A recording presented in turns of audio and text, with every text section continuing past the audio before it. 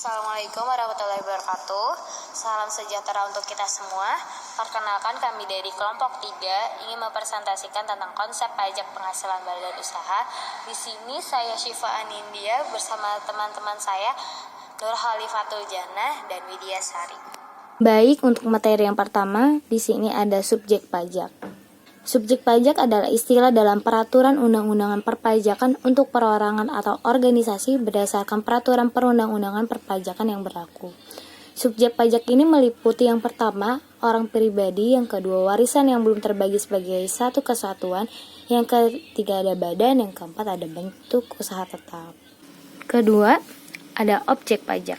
Objek pajak adalah penghasilan. Penghasilan adalah setiap tambahan kemampuan ekonomis yang diterima atau diperoleh wajib pajak baik yang berasal dari Indonesia maupun dari luar Indonesia yang dapat dipakai untuk konsumsi atau untuk menambah kekayaan wajib pajak yang bersangkutan dengan nama dan dalam bentuk apapun. 3. Bentuk usaha tetap. Bentuk usaha tetap adalah sebuah bentuk badan usaha tetap yang dipergunakan subjek pajak luar negeri, baik orang pribadi atau badan, untuk menjalankan usaha atau melakukan kegiatan Indonesia. 4. Biaya fiskal dan bukan biaya fiskal. Biaya fiskal merupakan biaya yang boleh atau tidaknya untuk dibebankan diatur dalam ketentuan perundang-undangan perpajakan. 5. Penyusutan dan amortisasi.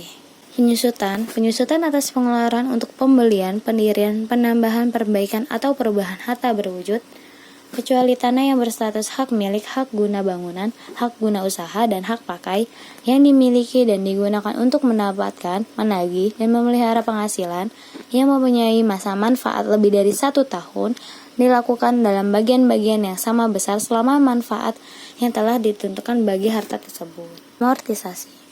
Amortisasi atas pengeluaran untuk memperoleh harta tak berwujud dan pengeluaran lainnya termasuk biaya perpajakan hak guna bangunan, hak guna usaha, dan hak pakai yang mempunyai masa manfaat lebih dari 1 tahun yang digunakan untuk mendapatkan, menagih, dan memelihara penghasilan dilakukan dengan metode garis lurus atau metode saldo menurun.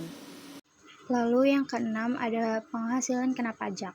Penghasilan kena pajak badan adalah pajak penghasilan yang dikenakan terhadap penghasilan yang diterima atau diperoleh wajib pajak badan. Penghasilan kena pajak merupakan penghasilan neto secara fiskal yang mungkin tidak sama dengan penghasilan neto secara komersial. Hal ini disebabkan adanya perbedaan metode pengakuan pendapatan dan biaya secara komersial dan fiskal. Lalu yang ketujuh ada tarif pajak. Tarif pajak badan adalah besaran persentase yang dikenakan pada penghasilan badan usaha setelah dilakukan koreksi fiskal. Lalu yang kedelapan ada hubungan istimewa. Menurut Peraturan Pemerintah Nomor 55 Tahun 2022, hubungan istimewa merupakan keadaan ketergantungan atau keterikatan suatu pihak dengan pihak lainnya.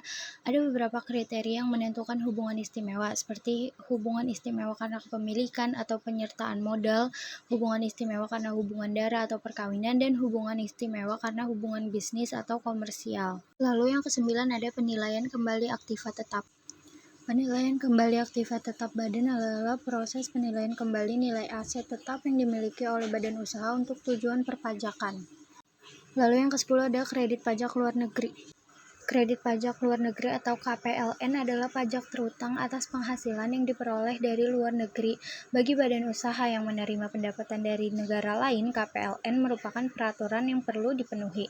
Materi 11 ada angsuran PPh pasal 25. PPh pasal 25 adalah pembayaran pajak atas penghasilan yang dibayarkan secara angsuran tiap bulannya, bertujuan untuk meringankan beban wajib pajak yang kesulitan untuk melunasi pajak terutang dalam rentang waktu 1 tahun. Untuk materi selanjutnya, materi 12 ada fasilitas PPh badan. Definisi fasilitas PPh badan yaitu pengurangan penghasilan bruto paling tinggi 200% dari jumlah biaya yang dikeluarkan untuk kegiatan praktik kerja, pemagangan, atau pembelajaran. Untuk materi selanjutnya ada administrasi pembayaran dan pelaporan. Untuk pembayaran PPh pasal 25 sendiri itu, dalam pembayaran angsuran PPh pasal 25 diperlukan kode billing terlebih dahulu. Kode billing adalah kode identifikasi yang diterbitkan melalui sistem billing. Dan untuk pelaporan PPh pasal 25, untuk menghindari sanksi administrasi bunga dan denda, wajib pajak harus melaporkan dan melunasi SPT masa PPh pasal 25 tepat waktu. Jatuh tempo pelaporan ialah paling lambat tanggal 15 bulan berikutnya setelah masa pajak berakhir. Sementara untuk persyaratan wajib pembayaran angsuran PPh pasal 25 ialah menyertakan surat setoran pajak atau dokumen sejenisnya. Setelah melakukan pembayaran, wajib pajak harus melaporkan kepada kantor pelayanan pajak. Pelaporan dilakukan dengan batas akhir tanggal 20 di bulan berikutnya. Untuk materi terakhir yaitu surat pemberitahuan tahunan PPh Badan. SPT tahunan merupakan surat yang digunakan para wajib pajak untuk melaporkan segala bentuk perhitungan dan pembayaran pajak, baik untuk objek pajak maupun bukan pajak. Selain itu, surat pemberitahuan tahunan atau SPT dapat digunakan untuk melaporkan harta dan kewajiban sesuai dengan ketentuan peraturan perundang-undangan pajak. SPT tahunan memiliki dua jenis, yaitu SPT tahunan pribadi dan SPT tahunan badan. Demikian materi yang dapat kami sampaikan, kurang lebihnya mohon dimaafkan. Terima kasih.